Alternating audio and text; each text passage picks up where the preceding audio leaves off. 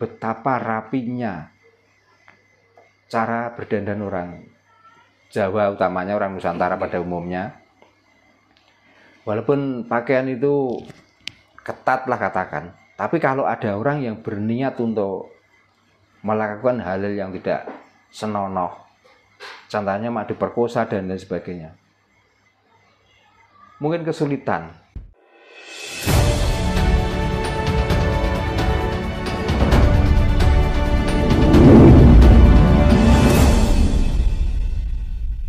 Sugeng dalu Pak Darno. Nggih, sing dalu rahayu. Nggih, langsung kemawon nggih Pak nggih. Nggih. Ya ini kan ada salah satu negara Pak. Nggih. Tajikistan itu berada di Asia Tengah. Nggih. Melarang rakyatnya itu untuk memakai jilbab. Nggih. Padahal 95 sampai 98% mayoritas itu penduduknya muslim. Nah, bahkan antara pihak pemerintahan sama pihak parlemen sana sudah membuat undang-undang, jadi intinya melarang untuk memakai pakaian dari negara asing, salah satu jilbab gitu, terus rok mini seperti itu Pak. Dan setiap hari itu polisi-polisi itu patroli Pak. Jadi intinya itu untuk jika ketahuan yang memakai pakaian asing itu ditangkap dan didenda dan sebagainya. Tujuannya itu hanya satu Pak, agar penduduk sana itu menggunakan pakaian nasional. Kadang saya berpikir bagaimana kalau negara kita yang luas, yang penuh dengan adat budaya nih Pak, terus apa-apa yang ada di Tajikistan tadi yang sudah saya sampaikan itu berlaku di negara kita Pak Darno. Sebetulnya kasus jilbab itu kalau dilihat dari pemahaman orang Jawa, hakikatnya seperti apa sih Pak? Yes, sebelumnya mengucapkan selamat malam, selamat berjumpa kembali di channel Surya Alam. Dan tidak lupa untuk saudara-saudara kita dimanapun berada, semoga selalu sehat dan diberikan rezeki yang lancar dan dijauhkan dari mara bahaya dan selalu pinaringan rahayu, rahayu saking dumadi. Rahayu. Ya, menjawab pertanyaan tadi, yang saat ini diterapkan di negara Tajikistan, yang tadinya memakai jilbab dan sekarang ada larangan untuk memakai jilbab. Nggih, Pak. Karena sebenarnya jilbab pun itu juga tidak kewajiban bagi pemeluk agama ya, sebenarnya. Karena jilbab adalah hanya budaya saja. Jadi tidak ada antara hubungan dengan Tuhan itu dengan budaya pakaian dan yang lainnya. Dan di sana kalaupun ada perubahan dari awalnya pakai jilbab dan tidak, masalahnya di Tajikistan kalau dia mengikuti agama, mungkin itu agama lokal ya, jadi agama memang di sana itu mayoritas orang-orang Muslim Pak. Muslim dan keturunan Arab, jadi tidak sulit untuk melarang ini harus pakai ini tidak boleh memakai ini, itu tidak sulit lah. Masalahnya kalau di sini agama yang asli milik Nusantara itu seandainya mampu, agama itu tidak boleh berkembang. Nah, jadi kembangan di sini itu agama-agama luar, agama impor. Nah, sering kali saya sampaikan bahwa sebenarnya agama-agama dari luar yang masuk ke sini itu di samping siar agama itu sebenarnya kalau saya melihatnya hanya sekian persen dari tujuan itu, tapi yang sekian besar persen itu adalah di sini berdagang atau mencari keuntungan. Maka agama-agama itu juga melirik apa yang bisa diuntungkan di sini itu, maka di situ dipaksakan ya, dan paling tidak itu harus mendekati para pemimpin-pemimpinnya gitu. Jadi seandainya di sini tuh bisa mempunyai keputusan seperti di negara Tajikistan tadi. Yo, betapa indahnya dan betapa terlihatnya budaya di Nusantara itu sebelum adanya budaya-budaya dari agama. Contohnya begini. Orang Nusantara keseluruhan pada umumnya di sini dulu tidak ada tradisi pakai rok mini. Kalau wanita rata-rata pakai sewek atau kebaya. Ya.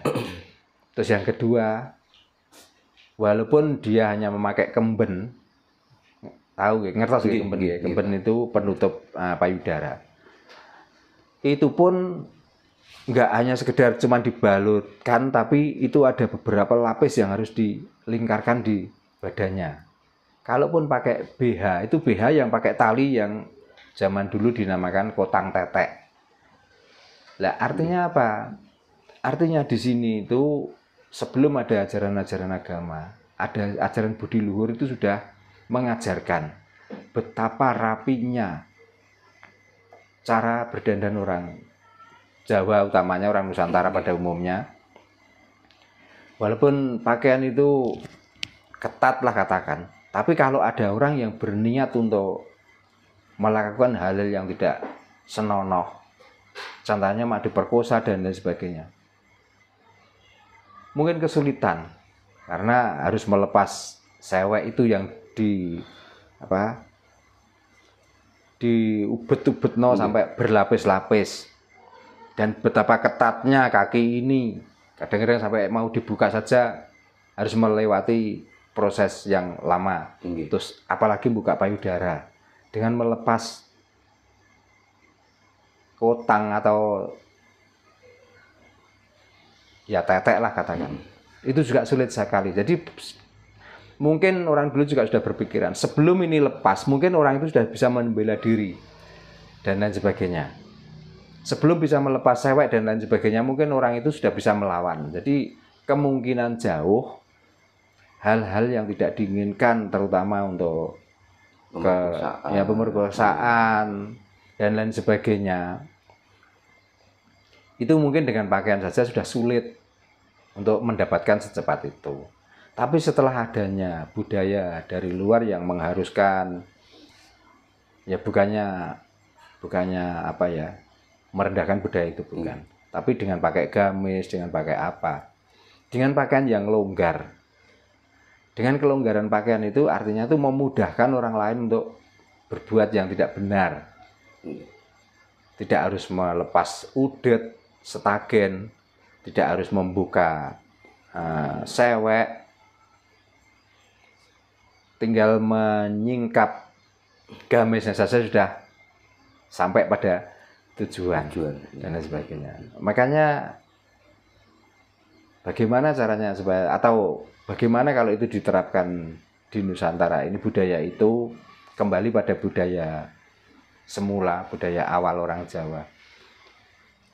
Kalau itu bisa diterapkan di sini dan pemerintah itu tidak ikut-ikutan mengikuti budaya dan tidak membuat hukum yang hukum itu berasal dari luar, mungkin di samping budaya kita yang lama sudah tertinggalkan itu akan nampak kembali. Dan kedua kalinya, apalagi sampai ada sweeping dari kepolisian, kalau nggak memakai pakaian seperti ini akan kena denda, diadili ya, akan kena denda. Mungkin di Nusantara ini juga jauh dari hal-hal yang mengarah ke kejahatan, termasuk pemerkosaan, termasuk selingkuh di mana-mana. Itu mungkin tidak akan terjadi. Makanya ya kita bangsa Nusantara, terutama bahasa Jawa, kalau sudah ada negara yang berani menerapkan undang-undang seperti ini, ya kita berdoa saja mudah-mudahan Nusantara atau Indonesia ini juga bisa mengikuti. Jadi kita nggak usah mengikuti budaya dari luar, tapi budaya kita sendiri itulah yang harus dijunjung, yang harus dilestarikan, supaya kita itu tetap di negara yang mempunyai